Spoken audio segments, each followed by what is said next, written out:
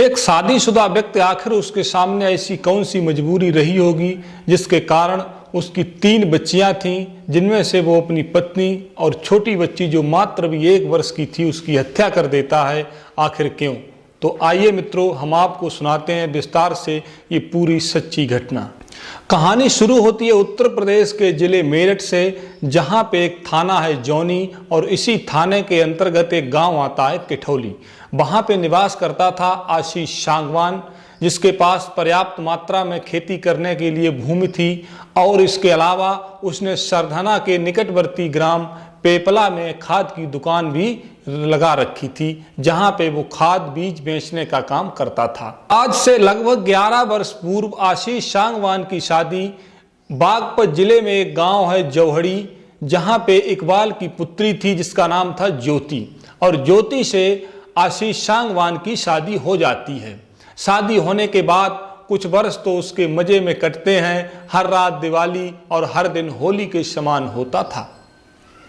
उसको पुत्र की बड़ी चाह थी और इसी चाह के चक्कर में उसके यहाँ 3 बेटियां जन्म ले लेती हैं, जिसमें एक का नाम था अबनी, एक का नाम अबिका और जो सबसे छोटी बेटी थी उसका नाम था भव्या, जो मात्र अभी 1 साल की थी। हालांकि उसकी पुत्र की इच्छा किसी से छिपी नहीं थी। उसकी पत्नी भी ये बात भली भांति जानती थी कि उसके पति को पुत्र की बड़ी इच्छा है, लेकिन 5 वर्षों में ये 3 बेटियों का जन्म हो चुका था, तो वो जो है उदास रहने लगा था। तो उसकी पत्नी उसे समझाती थी कि उदास मत रहो, हमारे भाग्य में अगर पुत्र होता तो हमारे पुत्र जरूर उत्पन्न होता। लेकिन उसका पति जो था वो इस बात से सहमत नहीं था। धीरे धीरे दिन गुजर रहे थे, तो एक दिन उसकी पत्नी ज्योति उसकी आंखों में आंखें डालकर कहती है, आप निराश मत हो, क्योंकि पुत्र हमारे नसीब में नहीं है तो कोई बात नहीं, हम अपनी बेटियों को ही दुर्गा और सरस्वती समझ के इनका लालन पालन करेंगे तो आगे आने वाले समय में हमारे सारे दुख दूर हो जाएंगे, इसलिए आप निराश मत हो। इसी तरह से रोज बातचीत होती रहती थी। एक दिन ज्योति और आशीष सांगवान में बातचीत हो रही थी, तो ज्योति कहती थी, आप निराश मत हो और मुझे अब बच्चे पैदा करने की इच्छा भी नहीं है, बेटियों पे ही यकीन करो। तो आशीष सांगवान कहता है, तुम्हारी बात तो ठीक है, लेकिन मैंने सुना है कुछ ऐसे साधु संत होते हैं जिन्हें इस बात का ज्ञान होता है, बहुत बड़े महात्मा होते हैं, अगर वो चाहेंगे तो हमारे घर पे पुत्र जरूर पैदा होगा। तो ज्योति कहती है, ऐसे संत मिलते कहाँ हैं? अब जो भी संत आते हैं वो ढोंगी आडंबरी ज़्यादा होते हैं, और जो सच्चे संत होते हैं वो गुप्त रहते हैं, गुफाओं में ध्यान करते हैं और किसी को मालूम नहीं चलता है कि ये संत कैसे हैं। तो आशीष सांगवान कहता है, तुम सही कहती हो, लेकिन हमारी नज़र में एक संत हैं जो मोदी नगर में रहते हैं। मेरे एक मिलने वाले ने बताया है, वो संत इतने अच्छे हैं कि उनके खप्पर में सभी प्रेत आत्माएं खेलती हैं, घूमती हैं, और उन्होंने शमशान में जाके कई सिद्धियां प्राप्त की हैं। तो वो संत अगर चाहेंगे तो हमारे बेटा उत्पन्न जरूर होगा, हमको एक दिन उनके पास चलना चाहिए। तो ज्योति कहती है, अगर तुम्हारी ज़्यादा ही इच्छा है तो चले जाओ उनसे मिलके, वो दान दक्षिणा पता नहीं कितनी लेंगे। तो आशीष सांगवान कहता है कि वो कोई भी दान दक्षिणा नहीं लेते हैं, सिर्फ मंत्र देते हैं और जो भी अपने आप बता देते हैं वही करना होता है। तो इतना कहने के बाद ज्योति भी सहमत हो जाती है और कहने लगती है, मेरी तो इच्छा नहीं है अब और बच्चे पैदा करें, लेकिन तुम्हारी ज़्यादा इच्छा है तो भगवान करे तुम्हारी इच्छा ये भी पूरी हो जाए। ये सोच करके आशीष और ज्योति लेट के सो जाते हैं, और कुछ दिनों बाद आशीष सांगवान ज्योति से कहता है कि मैं मोदी नगर जा रहा हूँ और संत से मिलके आता हूँ। इतना कहने के बाद वो चला जाता है, और जब वापस लौट के आता है तो अपनी पत्नी से कहता है कि मैं बहुत थक गया हूँ, लेकिन फिर भी आज मुझे बड़ी प्रसन्नता हो रही है, बड़ी खुशी हो रही है। तो वो कहती है, वो संत मिले? तो आशीष सांगवान कहता है कि वो संत मिल तो गए लेकिन बड़ी मुश्किल से मिल पाए, क्योंकि रमता जोगी बहता पानी इनका कोई ठिकाना नहीं होता है। तो ज्योति कहती है क्या बताया है संत ने? तो वो बताता है कि ये कहा है कि तुम्हारे ससुराल से ही प्रेत आत्माएं लगी हुई हैं और वो ही बच्चे उत्पन्न नहीं होने दे रही हैं, नहीं तो पुत्र जरूर उत्पन्न होता। आशीष सांगवान अपनी पत्नी ज्योति को बताता है कि बाबा जी ने हमसे कहा है कि अपनी ससुराल की मिट्टी ला करके सूर्योदय से पहले गंगा नहर में छोड़नी है, और हमको एक मंत्र बताया है, उसको 21 बार हमको वो मंत्र को जाप करना है। इतना कहने के बाद उसने पूछा कि कब जाना है, तो उसने बताया 12 मार्च की तारीख को ये कार्य करना शुभ बताया है, सुबह 4 बजे हमें ये कार्य करना है। तो 12 मार्च भी दूर नहीं थी, इसलिए वो दोनों तैयारी में लग जाते हैं और 11 मार्च को घर से निकलते हैं। अपनी छोटी वाली बच्ची को साथ ले लेते हैं और 2 छोटी बच्चियां थीं उनको वहीं छोड़ देते हैं, अपने परिजनों के हवाले कर देते हैं कि इनको देखे रहना। और छोटी बच्ची को लेकर, पत्नी को लेकर पड़ोस के एक व्यक्ति से गाड़ी मांगकर, क्योंकि आशीष सांगवान जो था बहुत अच्छा कार का ड्राइवर था, तो कार मांगने के बाद उसमें बैठ के चल देते हैं। और वहाँ उसके पिता जो इकबाल थे, जौहड़ी गांव में रहने वाले, उनको पहले से ही सूचना मिल गई थी कि दामाद और बेटी दोनों आ रहे हैं और उनके कार्य के बारे में भी मालूम था। तो उन्होंने पहले से ही व्यवस्था कर रखी थी। जैसे ही पहुंचते हैं तो वहाँ पे उनका आदर सत्कार होता है, भोजन करते हैं, और भोजन करने के बाद जैसे ही 3 बजते हैं तो एक पॉलीथीन में मिट्टी को भर लेते हैं अपने ससुराल के आंगन से और अपनी पत्नी को दे देते हैं आशीष सांगवान, और उसको लेकर के वहाँ से निकल लेते हैं। निकलने के बाद गंगा नहर के पास पहुँच जाते हैं, और उसके बाद क्या हुआ ये तो नहीं अभी बताया जा सकता। तो 4 बजे पे आशीष सांगवान पुलिस को फ़ोन करता है और कहता है कि मेरी पत्नी और बेटी दोनों को लेकर के हम किसी जरूरी कार्य से गंगा नहर के किनारे आए थे, और इतने में मेरी पत्नी का पैर फिसल जाता है और वो नदी में गिर गई है। उसके साथ मेरी बेटी भी थी। अब पता नहीं, मैं नज़र से देख रहा हूँ लेकिन कहीं भी ये नज़र नहीं आ रही हैं। तो इसके बाद अपने ससुराल को भी फ़ोन करता है और बताता है ये घटना घटित हो गई है। तो उसके ससुराल वाले पहुँचते उससे पहले ही निजी जो पड़ोस में नज़दीकी थाना था वहाँ की पुलिस पहुँच जाती है और आशीष से पूछताछ करने लगती है। तो पुलिस तुरंत ही गोताखोरों को बुलाती है और गोताखोरों को भेजती है उस नहर के अंदर। तो गोताखोर बड़ी मुश्किल से 2 किलोमीटर दूर उसकी जो बेटी थी, जिसकी उम्र मात्र 1 साल थी, उसको ढूंढ लेते हैं और देखते हैं तो उसके माथे पर चोट लगी दिखाई देती है। तो पुलिस को कुछ शंका होती है, आखिर इसके चोट कैसे लग गई। तो वो पुलिस को बताता है कि हो सकता है ये पत्थरों में इधर उधर टकरा के उसके सिर में चोट लग गई हो। इस तरह से इसके बाद पुलिस जो है वहाँ से चली जाती है और आशीष सांगवान भी अपने घर के लिए रवाना हो जाता है। लेकिन उसकी पत्नी जो गिरी थी, बहुत प्रयास करने के बावजूद भी उसको मिलती नहीं है। इसके बाद भी पुलिस अपने स्तर से खोज जारी रखती है। अगले कुछ दिनों में 1-2 दिन बाद पुलिस जो है, जो पड़ोसी थाने थे, पड़ोसी जिले थे, उनको भी सूचित कर देती है कि इस तरह से घटना घटित हुई है, अगर तुमको कहीं लाश मिले तो मुझे जानकारी दे देना। तो अगले ही 1-2 दिन बाद उसको सूचना मिलती है थाने को कि एक लाश पड़ी हुई है, देख लो आके।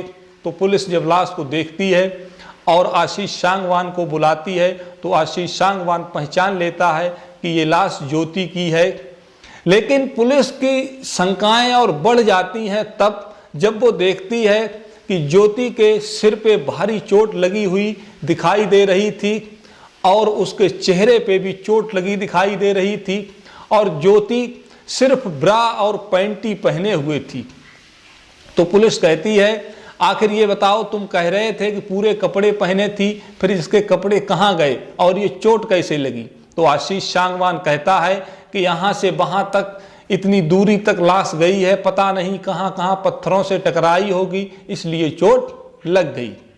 तो पुलिस कहती है इसका पंचनामा भरो और इस छोटी बच्ची का भी, और इन दोनों को हम पोस्टमार्टम के लिए भेज देते हैं। तो आशीष सांगवान इस बात का विरोध करता है।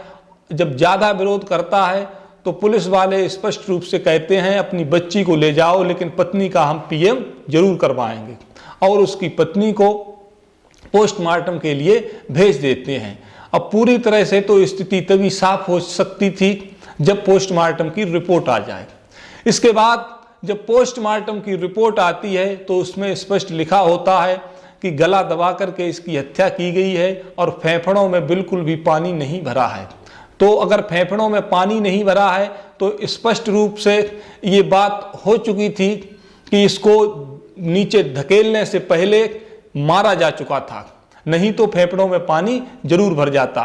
तो पुलिस को शंका होती है, तो उसके पति जो था आशीष सांगवान उसको पकड़ लेती है, और पकड़ने के बाद उससे कड़ाई से पूछताछ करने लगती है। इसके बाद एक नई कहानी सामने आती है। आशीष की पुत्र की चाह तो थी, लेकिन वो अपनी पत्नी और तीनों बेटियों से बहुत अधिक प्रेम करता था। इसके बाद जब वो एक दिन अपनी बड़ी बेटी अवनी और अबिका का एडमिशन कराने पेपला गांव में जाता है, तो यहीं से उसकी उल्टी गिनती शुरू हो जाती है। वहां पे उसकी मुलाकात होती है, एक शिक्षिका थी जिसका नाम था सपना।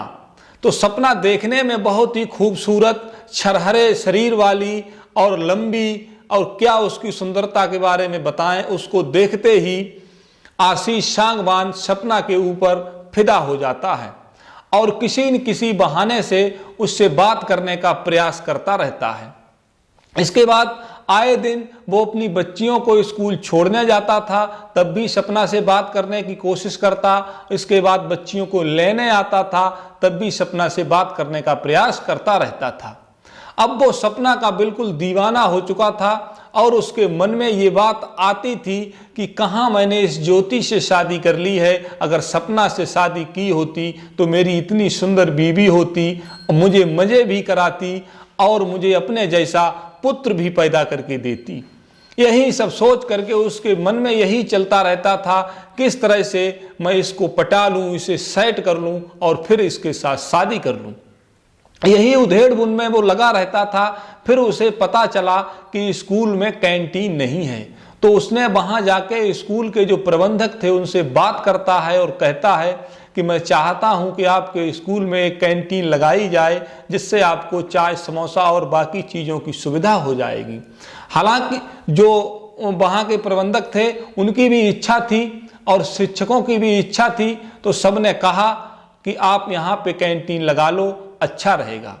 तो उसको मौका मिल जाता है और उसको जगह भी दे दी जाती है और वहाँ पे वो एक कैंटीन स्थापित कर लेता है, क्योंकि शिक्षक खुद ही चाहते थे। बाहर से जब चाय मंगाई जाती थी स्कूल तक आते आते ठंडी हो जाती थी। अब जब उसने कैंटीन वहाँ पे स्थापित कर लेता है, वो सपना के आगे पीछे डोलता रहता है। कहीं न कहीं कैंटीन चलाने से उसे कोई खास मतलब नहीं था, उसे मतलब था तो सिर्फ सुंदर और खूबसूरत सपना से। जब वो ज्यादा उसके आगे पीछे मंडराने लगता है तो वहाँ की जो अन्य शिक्षिकाएं और शिक्षक होते हैं उनको इस बात की जानकारी होती है। तो शिक्षिकाएं सपना से कहती हैं, हमें लग रहा है ये कैंटीन कम चलाता है, तुम्हारा आशिक ज़्यादा है, इसीलिए सपना तुम्हारे आगे पीछे ये मंडराता रहता है। सपना को भी इस बात की भनक लग चुकी थी, आखिर ये मुझसे ज़्यादा मिलने की कोशिश क्यों करता है, तो वो भी पूरी बात समझ चुकी थी। तो उसने एक दिन जाती है और उससे पूछती है एकांत में, ये बताओ आखिर तुम मेरे आगे पीछे क्यों घूमते रहते हो, तुम आखिर क्या चाहते हो। तो वो स्पष्ट रूप से अपना प्यार बयां कर देता है और कहता है, मैं तुम्हारा प्यार पाना चाहता हूँ, तुमको अपना बनाना चाहता हूँ, तुमसे शादी करना चाहता हूँ, मैं तुमको सीने से लगा करके रखूंगा, तुम मेरे प्यार को कबूल कर लो।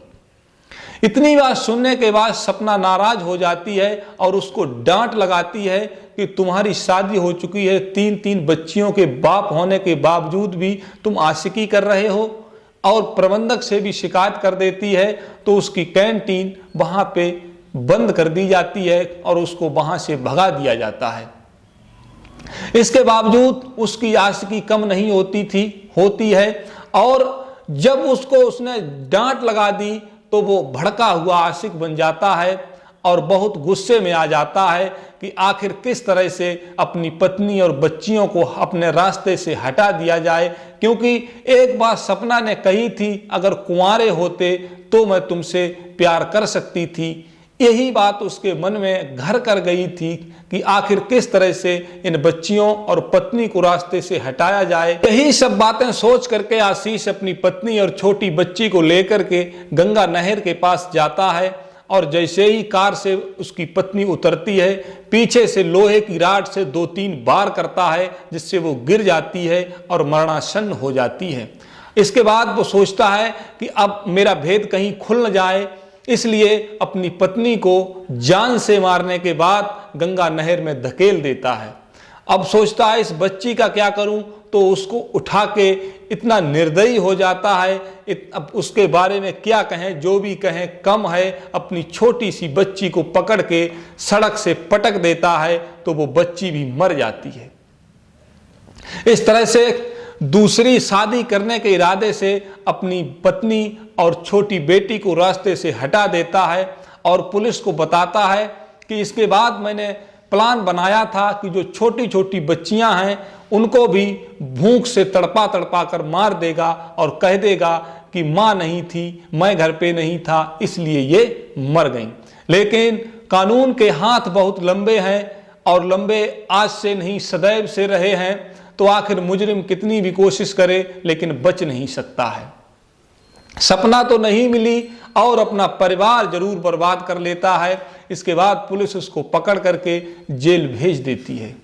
तो मित्रों, कैसी लगी कहानी हमको बताना कमेंट में। चैनल अगर सब्सक्राइब न किया हो तो चैनल को सब्सक्राइब जरूर कर लेना। धन्यवाद मित्रों।